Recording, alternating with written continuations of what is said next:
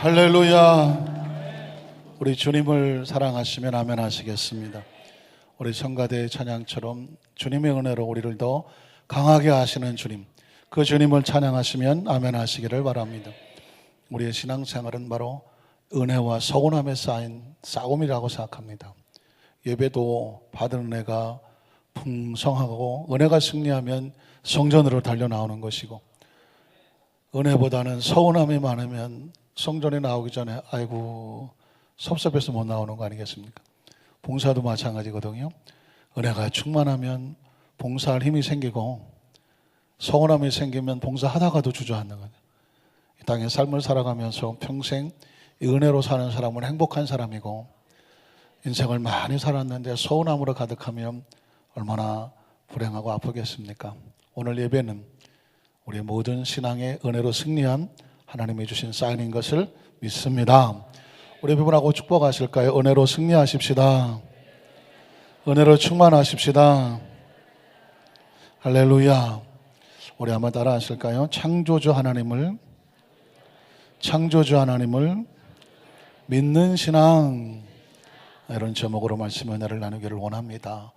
여러분에게 이제 사진 하나, 그림 하나를 보여드릴 건데요, 혹시 보시면서 보셨습니까? 영어로 포켓몬 고 이렇게 써 있는데, 난 이게 무슨 그림인지 잘 모른다. 이분은 중년입니다. 중년이에요. 예. 나는 이 그림이 뭔지 안다.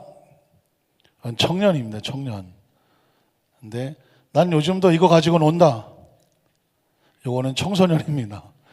요즘 정말 전 세계적으로 강투하고 있는 포켓몬고라고 하는 게임입니다. 그런데 눈치채셨겠지만 이 카드 또 이 그림은 20여 년 전에 이미 전 세계를 강타하고 인기를 끌었던 만화 영화였습니다. 일본 만화 영화입니다. 일본 만화 영화에 나오는 캐릭터들입니다. 여러분 보시기엔 오른쪽인가요? 제가 보기엔 왼쪽인데 노란 저거 뭔가요?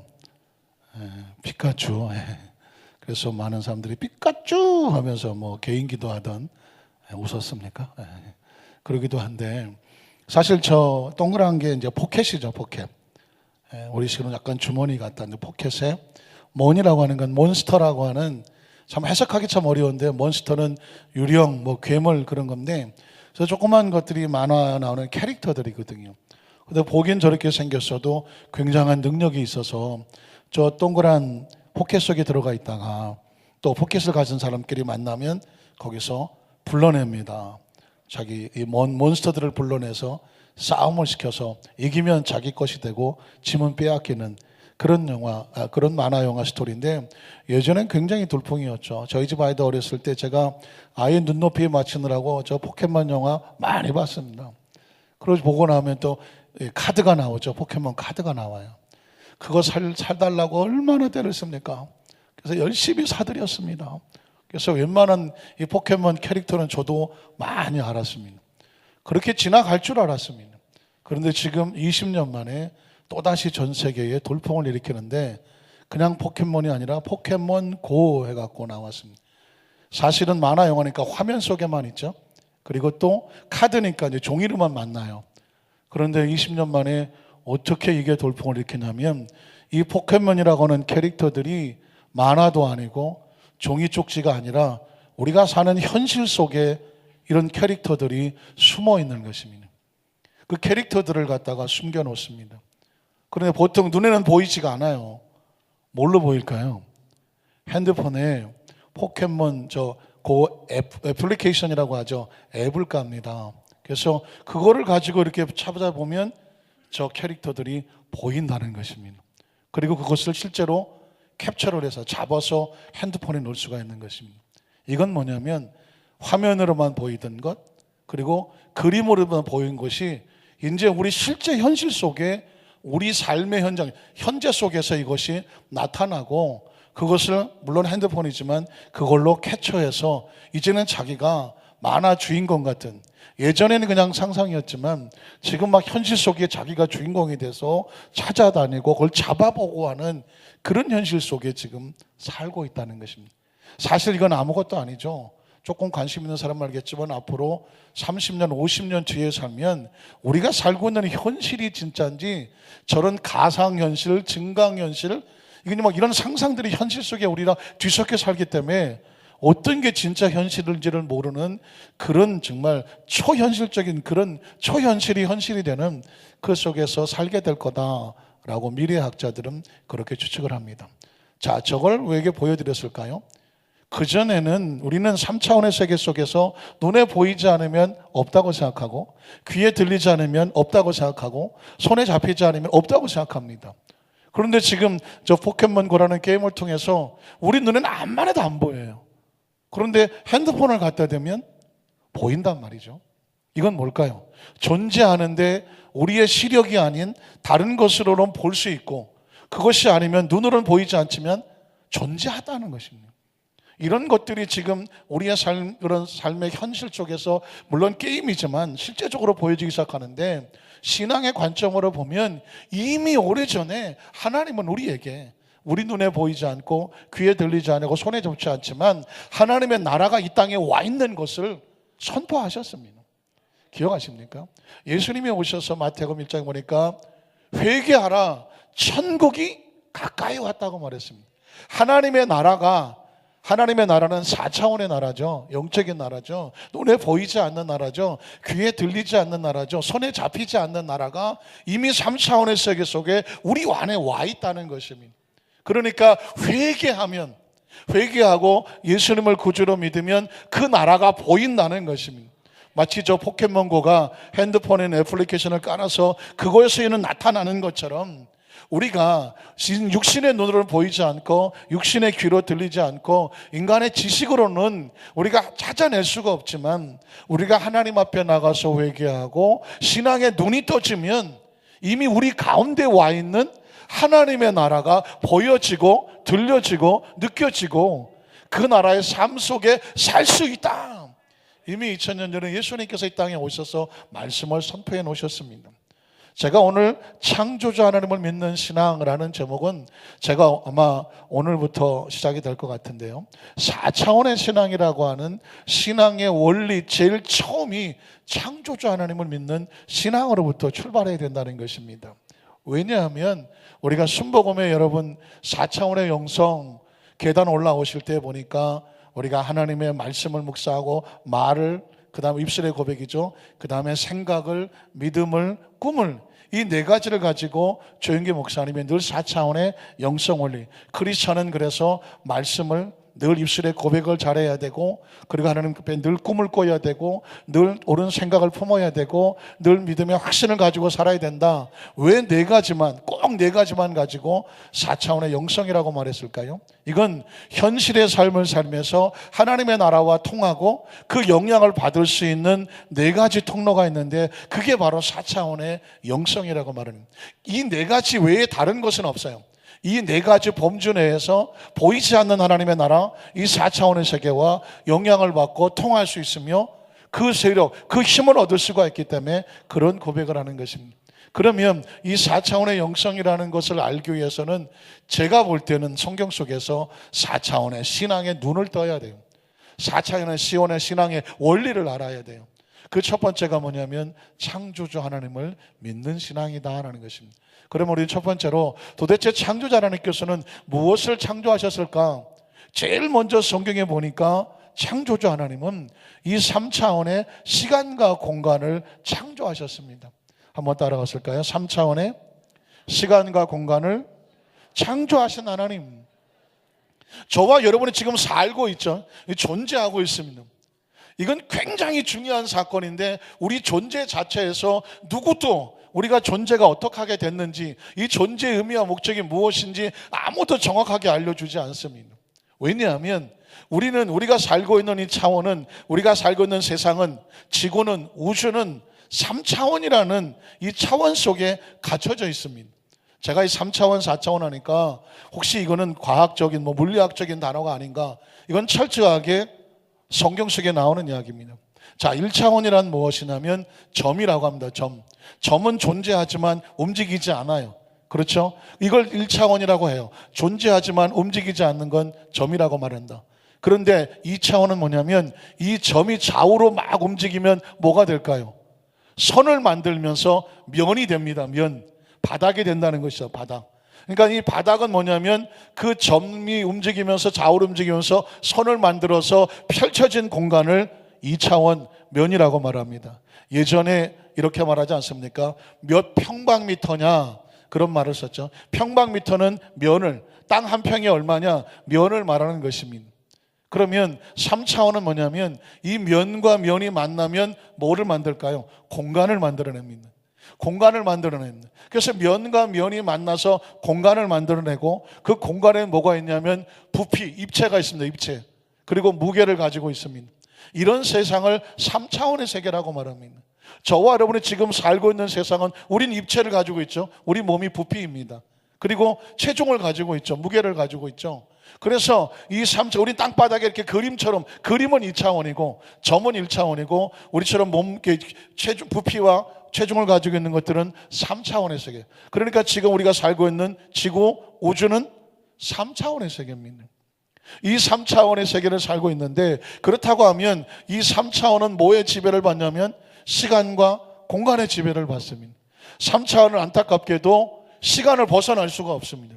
그러니까 그리고 미래로 갈 수 없다는 것이고 과거로 돌아갈 수 없다는 것입니다.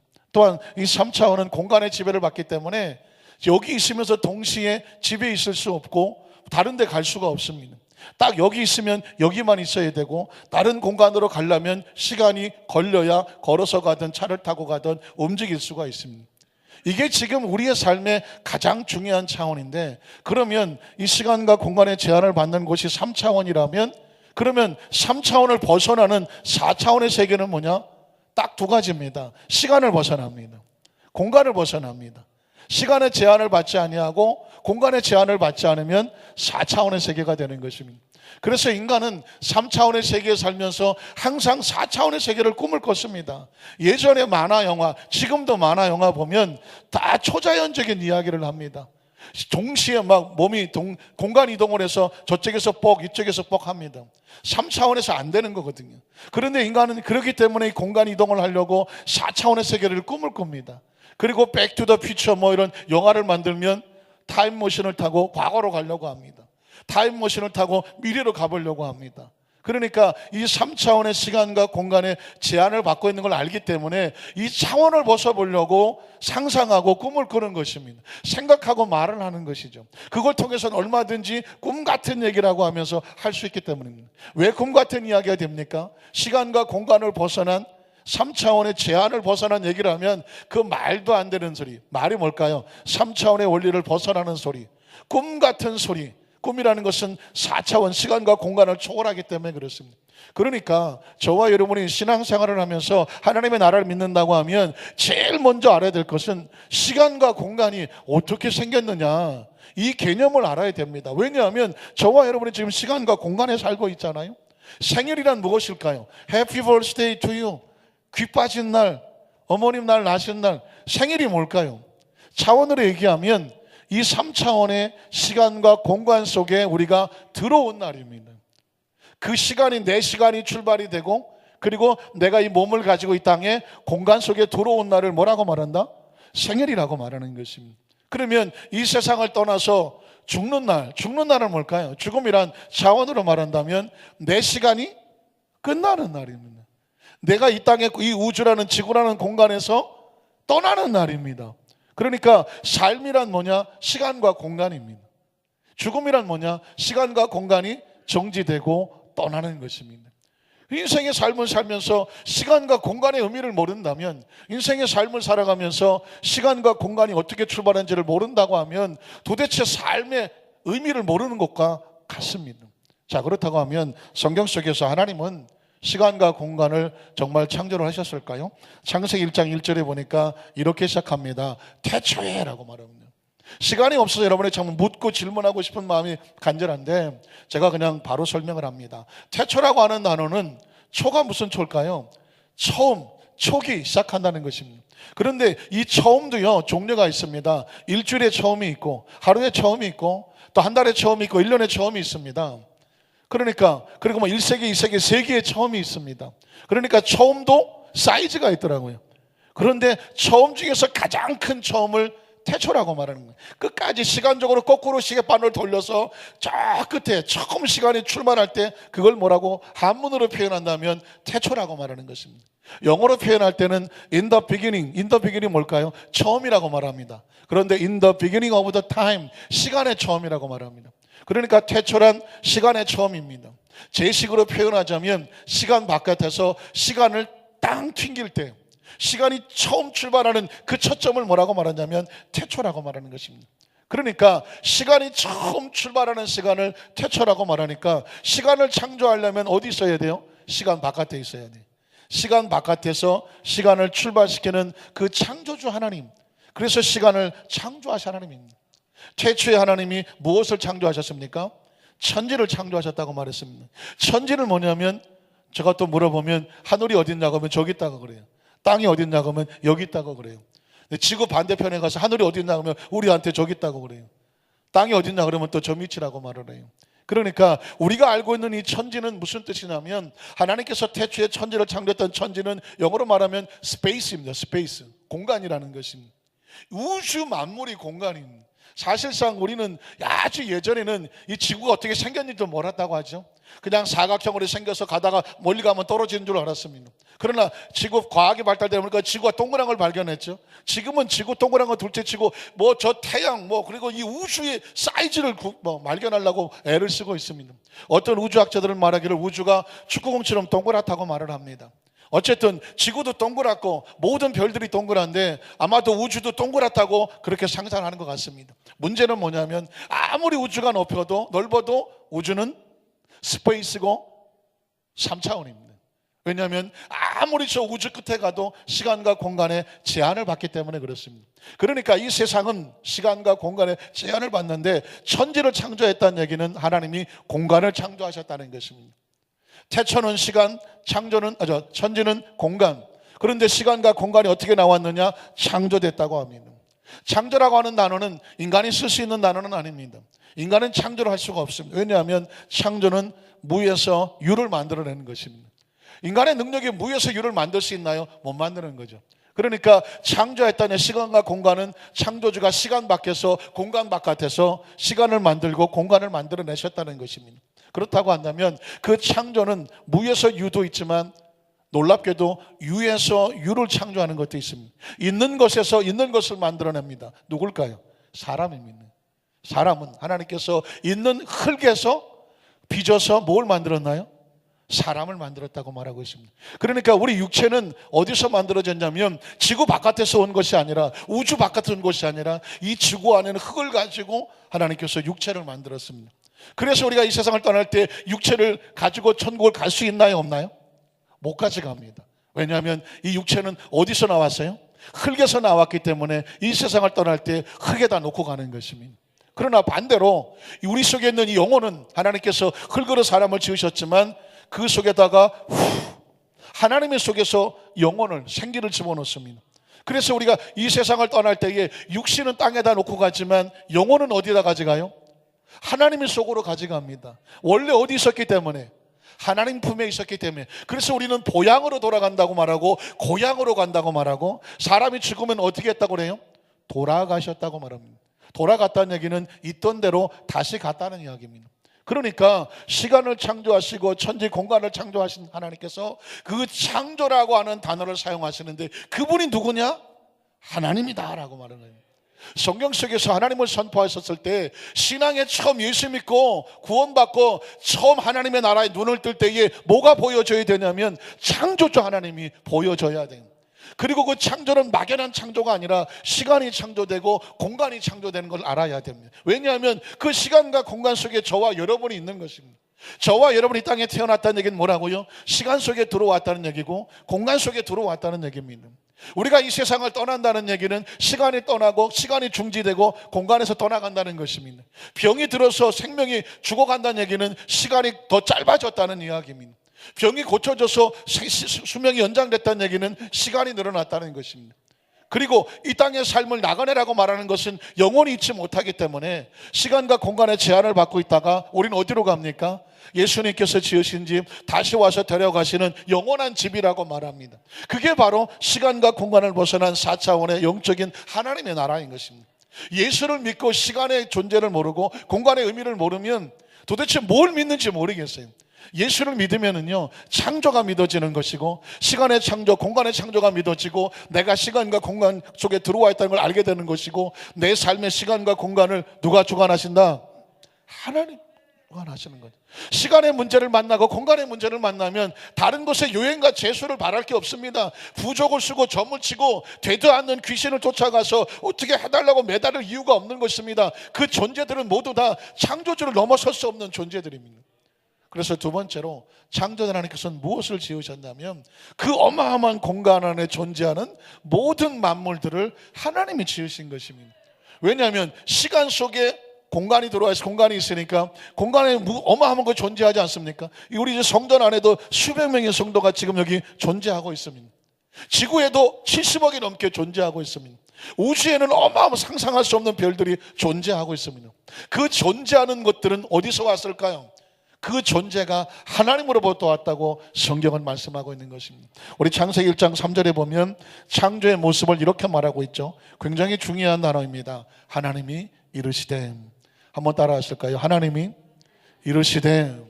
창조의 가장 강력한 표현은 뭐냐면 하나님이 가라사대, 하나님이 이르시되였습니다. 여러분 보십시오. 어떤 사람이 말을 합니다. 제가 말을 하고 우리 성가대가 찬양을 하는데 입술로 말이 나옵니다. 성가대가 찬양을 할 때에 그냥 지금 즉석에서 자기가 각자 하고 싶은 말을 하나요? 각자 하고 싶은 노래를 하나요? 아닙니다. 오랜 시간을 준비하고 곡을 정하고 각 파트를 정하고 연습을 하고 그리고 그것을 다지고 훈련돼서 지휘자의 지휘에 맞춰서 반주에 맞춰서 그 입에서 소리가 나오는 것입니다.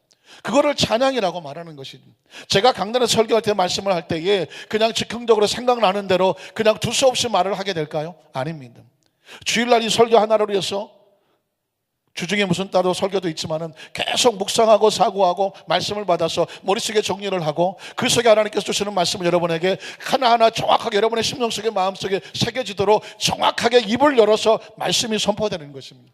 하나님의 말씀은 이루 상상할 수가 없죠. 하나님께서 이 우주 만물을 창조하실 때 머릿속에 생각하겠죠. 사고하고 계획하고 설계하고 구상하고 이거면 됐다 완성하고 오케이 하고 드디어 입을 여시는 것입니다.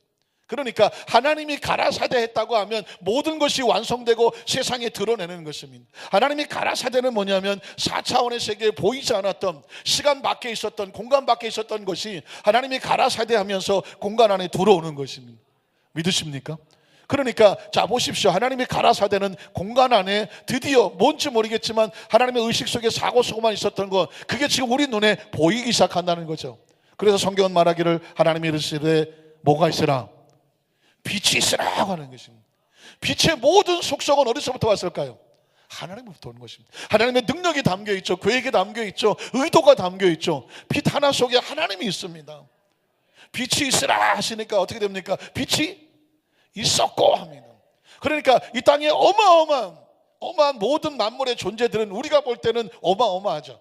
하나님 보시기에는 아무것도 아닐 수가 있습니다. 어떻습니까? 저희 집에도 어항이 2개 있는데 어항에 물고기들을 넣을 때마다 어항이 저를 보면 어떻게 생각할까요? 어마어마하겠죠. 그렇죠? 어항이 주인을 보면 이거 상상이 안 되겠죠. 그리고 그 물고기 머리가 갇히고 우리 세계를 알 수가 없어요. 그러나 여러분 보십시오. 우리도 마찬가지. 우리가 볼 때 우주는 어마어마합니다. 근데 제가 볼 때 우주는 하나님의 어항 같을 것 같아요. 어항. 왜냐하면 그 모든 게 시간 공간에 닫혀 있는 것이니까 창조주가 시간과 공간 바깥에서 보면 한눈에 다 보이지 않겠습니까? 그 하나님께서 창조해 내시는데 가장 중요한 빛을 창조하는 거죠. 빛이 있으라니 빛이 있었고라고 말합니다. 여기서 굉장히 놀라운 원리가 나옵니다. 말씀이 선포되면 그대로 이루어진다는 것입니다. 말씀이 선포되면 존재가 된다는 것입니다. 말씀이 여기 속에 있어서 도대체 이 속에 뭐가 있는지 모르겠는데 이게 입술을 통해서 선포가 되면 밖으로 나오면 구체화된다는 것입니다. 제가 늘 예를 드는 것 중에 뭐냐면 여기 종이 하나 있는데 이 종이 어떻게 만들어졌을까? 어느 날 갑자기 하늘에 뚝 떨어졌을까요? 절대로 그럴 리가 없어요. 제가 만약에 여기 있는 종이 하늘에 뚝 떨어졌습니다 그러면 아마 깜짝 놀랄까. 목사님이 조금 상태가 안 좋으신데. 여기 있는 것 하나, 이 성전 안에 어떤 것 하나도 그대로 그냥 존재하는 것은 단 하나도 없습니다. 철저하게 설계하고 계획하고 실험해보고, 그리고 사이즈가 맞나, 소리는 좋은가 다 한 다음에 정성껏 만들어 내놔야 사과입니다. 그러니까 이걸 보면서 우리는 눈에 보이지 않지만 이걸 만든 사람이 보입니다. 보입니까? 안 보입니까? 안 보입니까? 안 보이면 할 수 없어요. 그러나 이걸 만든 사람이 있습니까? 없습니까? 분명히 있습니다. 이거 만들 때 만만하게 아무나 만들지 않습니다. 굉장한 기술자나 아니면 기계로 찍어냈다면 굉장한 고도의 기술 가지고 만들어낸 것입니다. 그러니까 이걸 만들기 전에 이미 기계만 가지고 되지 않죠. 머릿속에 다 있습니다. 머릿속에 설계가 다 끝났습니다. 종이에 적어놓으면 설계 도면이 됩니다. 손으로 만들어 놓으면 작품이 되는 거죠. 하나님께서 그릇 똑같습니다. 말씀하시면 구체화됩니다. 말씀하시면 현실이 됩니다. 예수를 몰랐던, 하나님을 몰랐던 우리의 옛 선조들은 놀랍게도 이 원리를 알았습니다. 그래서 뭐라고 말합니까? 말이 씨가 된다고 말했습니다. 말 조심해라, 입 조심하라고 말했습니다. 왜 그랬을까요? 말을 던져놨는데 안 보입니다. 말은. 그리고 흩어지는 것 같았습니다. 근데 세월이 지나서 보니까 깜짝 놀랐습니다. 말한 대로 되돌아가는 것입니다. 말을 했는데 되돌아가는 건 잘못된 말, 폭력적인 말, 부정적인 말, 저주된 말, 나쁜 말, 험한 말, 그 말 자기도 그냥 모르고 던져놓은 말인데 나중에 보니까 그대로 되돌아가는 것입니다. 말 조심해, 말이 씨가 되더라 하는 거죠. 그래서 어떻게 입 조심해, 좋은 말을 쓰라는 것이죠. 귀한 말을 쓰고 긍정적인 말을 쓰고 축복적인 언어를 쓰라는 것입니다. 왜 그랬을까요? 말대로 되더라는 것입니다. 이거는 수천 년 전, 인류 역사 수만 전이 됐을지 모르겠지만 옛 선조들이 경험 속에서 체험하고 후배들에게 그 격언으로 매일 해준 것입니다. 2017년에 와서 이 말이 뒤집어지지 않습니다. 과학이 이렇게 발달됐지만 말이 씨가 된다는 거 없애버려. 그거 거짓말이야. 할 수 있는 말이 하나도 없습니다. 왜? 여전히 오늘날 시대에도 말은 씨가 됩니다. 이건 원리거든요. 하나님께서 말씀하시니 구체화되더라. 하나님의 영을 받은 사람은 말 한 대로 똑같이 삶 속에 열매를 맺고 살아갑니다. 그래서 이 말씀의 창조의 원리는 굉장히 중요한 것이죠. 빛을 창조한 하나님께서 창세기 1장에 똑같은 얘기를 계속합니다. 하나님께서 어떻게 하십니까? 하늘 위에 공창과 하늘 아래 공창. 우리가 말하는 거대한 우주, 스페이스라는 우주가 있고, 우리가 말하는 지금 헤븐이 있고 스카이가 있습니다. 이 대기권이 있고, 그냥 우리가 본 맑은 하늘이라고 말하는 하늘이 있고, 우주의 별들이 가득한 하늘이 있습니다. 그리고 또 이 땅에 있는 어떻게 합니까? 모든 이 물들을 모아놓고 바다를 만드시고, 묻이 드러나니까 육체가 됩니다. 공중에는 새들로 채우고, 바다에는 물고기들로 채우고, 땅에는 식물과 동물로 채웁니다. 그러니까 하나님께서는 하나하나 채워놓으시고, 마지막에 아까 말씀드렸던 것처럼 유에서 유를 창조하는데 흙을 지어서 사람을 만드시고, 그리고 3차원적인 존재로 끝나지 아니하고 영을 불어넣으시니까 유일하게 육을 가졌지만 3차원의 존재이면서 4차원과 통화할 수 있는 특별한 존재, 그래서 만물의 영장이라고 말하는 그런 축복의 통로로 만든 것이 바로 사람이고 저와 여러분인 줄로 믿습니다. 그러니까 예수 믿고 구원받고 이 땅에 살면서 우리가 도대체 사는 우주를 알아야 되지 않겠습니까? 지구를 알아야 되지 않겠습니까? 우리의 삶을 알아야 되지 않겠습니까? 그건 시간과 공간입니다. 그 시간과 공간 하나님이 만드셨고, 공간 안에 존재하는 모든 것들도 하나님이 만드셨다. 그러면 어떻게 될까요? 우리의 삶의 모든 현장 속에서 하나님이 보이는 것이죠. 제가 아까 말씀드렸죠. 이 종을 보면 종을 만든 사람이 누군지는 모르겠지만 우리는 반드시 존재한다고 보입니다. 보이죠? 우리가 아까 빛을 하나님 만드셨죠. 빛을 보면서 우리를 만날 수 있나요? 누구를 믿을 수 있나요? 하나님을 믿는 것입니다. 여러분, 이 우주가 어떻게 만들어졌느냐, 생명이 어떻게 만들어졌느냐, 생명과학자들이 얼마나 연구를 합니까? 결국 한다는 것이 지구에서 자생했느냐, 아니면 외계에서 무슨 먼지가 날라와서 그것을 단세포가 무슨 이렇게 다세포로 이렇게 활성화되고 진화해서 됐느냐, 이런 거 연구하고 있습니다. 어떻게 보면 굉장히 한심하기 짝이 없습니다. 그러나 본인들은 사명을 가지고 열심히 하죠. 그러나 우린 인간은 저거 하나 못 풉니다. 닭이 먼저냐, 알이 먼저냐, 어떤 게 먼저입니까? 이건 뭐 어디 뭐 생물학 박사 학위를 받아도 이거 답을 못 합니다. 뭐가 먼저인가요? 저는 후라이를 좋아하니까 계란이 먼저다. 뭐 그러고 싶은데 어떤 집은 나는 치킨을 좋아하니까 닭이 먼저다 하겠습니까? 이건 사실은 아무도 말을 못 합니다. 그러나 딱 하나 뭐를 믿어야 돼요? 창조를 믿어야죠. 창조를 믿어야 하나님이 닭을 창조하시고 닭에서 알이 나오고 계속해서 어떻게 하시느냐, 하나님께서 아담과 하와를 먼저 창조하지 않습니까? 그리고 거기서부터 자식들이 나오지 않습니까? 그러니까 창조가 없으면 존재는 증명되지 않습니다. 이 성전 안에 있는 모든 물건은 누군가 만들었습니다. 우연히 만들었다고 말하면 제가 정신 나간 사람입니다. 여기 있는 것 중에 단 하나도, 아주 조그만 못 하나도 우연히 박혀 있지 않습니다. 그건 정확한 계획에 의해서, 필요에 의해서 정확하게 못이 박혀 있는 것입니다. 그러니까 이 4차원의 신앙의 원리의 가장 중요한 건 시간과 공간에 창조하신 하나님, 그리고 이 땅에 존재하는 모든 만물을 정확한 의미에서 만들어 놓으신 하나님. 그러면 정확하게 세 번째로 뭘 하게 되냐면 창조자 하나님을 믿는 신앙이 저절로 고백되게 되는데, 그 고백의 첫 번째는 뭐냐면 창조주 하나님께서 나의 주인이 되시고 나의 목자가 되십니다. 이걸 믿는 것이 신앙이 되는 것이죠. 여러분, 이사야 43장 1절로 4절을 보면 야곱아, 너를 창조하신 야훼께서 지금 말씀하시는, 하나님께서 이스라엘 백성을 향한 그냥 애타는 마음이 있었습니다. 이스라엘 백성은요 가장 연약한 백성이고요, 이스라엘 백성을 향한 마음은 오늘날 예수를 믿은 저와 여러분을 향한 하나님의 마음이에요. 인생을 향한 하나님의 마음이에요. 하나님께서 뭐라고 말씀하냐면 너를 창조하신 분이라고 말하고 있습니다. 그러니까 이 말은 하나님이 말씀해 주지 않으면 우리가 스스로 알 수가 없는 것입니다. 인류 역사 속에서 우리가 믿는 어떤 종교 속에서 창조주라고 얘기하는 그런 신은 없습니다. 오직 하나님이십니다. 여기서 우리가 하나 알 수 있는 것은 뭐냐면 천주교에서는 하느님이라고 말하죠. 하느님. 그건 뭐냐면 존재적으로 하늘에 있다고 해서 하느님이라고 말을 합니다. 그러나 우리 크리스찬들은 하나님이라고 말씀합니다. 뭐 비슷한데 뭘 그걸 따집니다. 왜냐하면 우리가 믿는 하나님은 하늘이라고 하는 그런 어떤 존재적인 존재가 아니라 하나라고 하는 유일무이한 여호와 야훼라고 하는 분은 뭐냐? 오직 한 분이라는 것입니다. 그리고 하나님이 주장하신 것입니다. 나 야훼는 하나라고 말했습니다. 그래서 나 외에 다른 신 앞에 절하지 말고 우상 앞에 절하지 말라. 그래서 우리는 하나님인데 그 하나님 뭐냐? 창조주는 한 분일 수밖에 없습니다. 창조자 하나님께서 지금 말씀하시니라 이스라엘아, 야곱의 또 다른 이름이죠, 너를 지으시니가 라고 말하고 있습니다. 성경 속에서 이 말이 얼마나 놀라운지 모릅니다. 저와 여러분이 우연히 만들어진 존재입니까?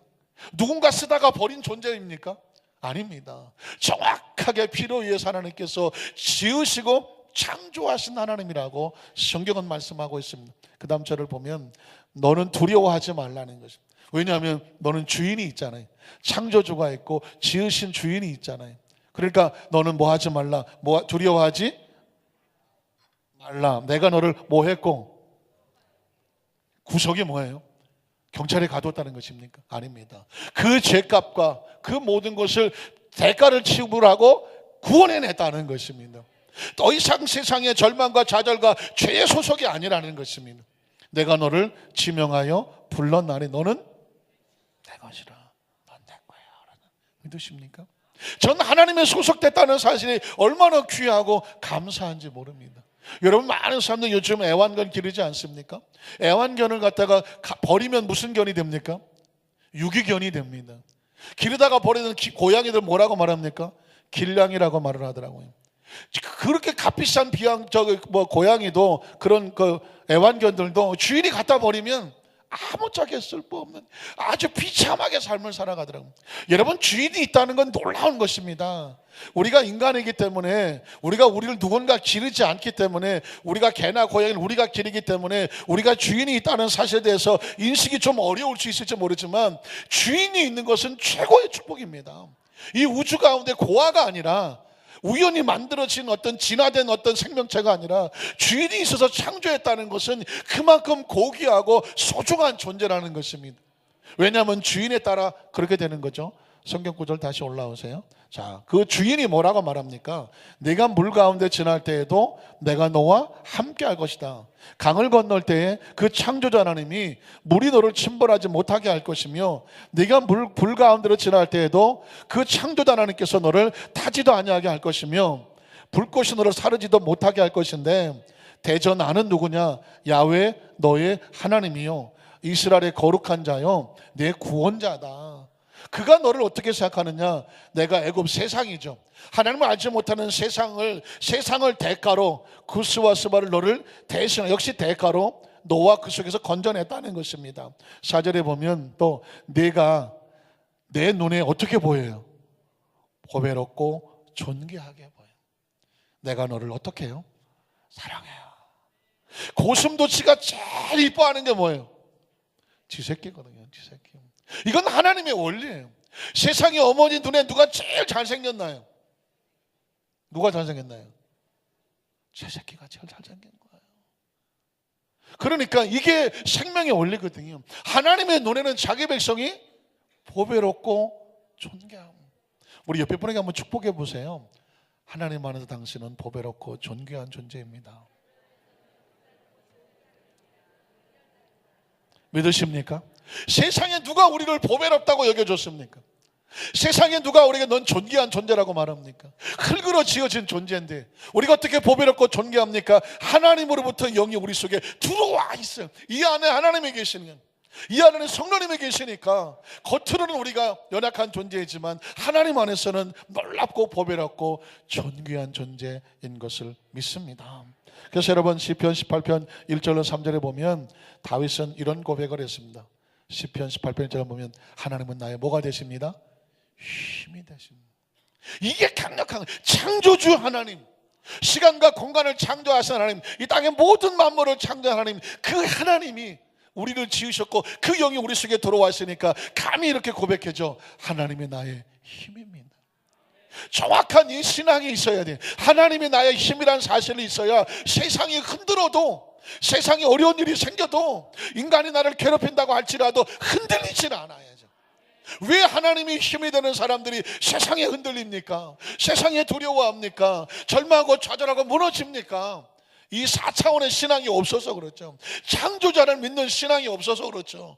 그 하나님이 힘이라는 확신이 없어서 그렇죠. 하나님께서 말씀합니다. 난 너의 힘이야. 넌 내가 보기에 보배롭고 존귀하게 보여. 난 널 사랑해. 그게 하나님 말씀이지 않습니까? 그래서 다윗은 내가 주님을 사랑합니다. 그리고 다윗의 입술을 통해서 그 다음 절을 보면 하나님은 우리의 반석이시고 나의 요새가 되시고 나를 건지시는 분이고 나의 하나님이시다. 내가 그 안에서 피할 나의 바위시다. 나의 방패시고 나의 구원의 뿌리시니 나의 산성이십니다. 그리고 3절에 보면 내가 찬송받으실 야훼께 아뢰리니. 성가대가 하나님을 왜 찬양한다고요? 하나님은 찬송받으실 분이기 때문에 하나님께 아뢰리니 내 원수들에게서 구원을 얻겠습니다. 그래서 고백하는 것이 시편 23편입니다 23편에 보면 23편 야훼는 나의 목자십니다. 양에게 있어서 목자는요 창조주로 마찬가지예요. 왜? 양은 목자만 의지하면 모든 것이 해결이 돼요. 그래서 뭐라고 말합니까? 내게 부족함이 없습니다 라고 말합니다. 그 다음 절 한번 읽어볼까요?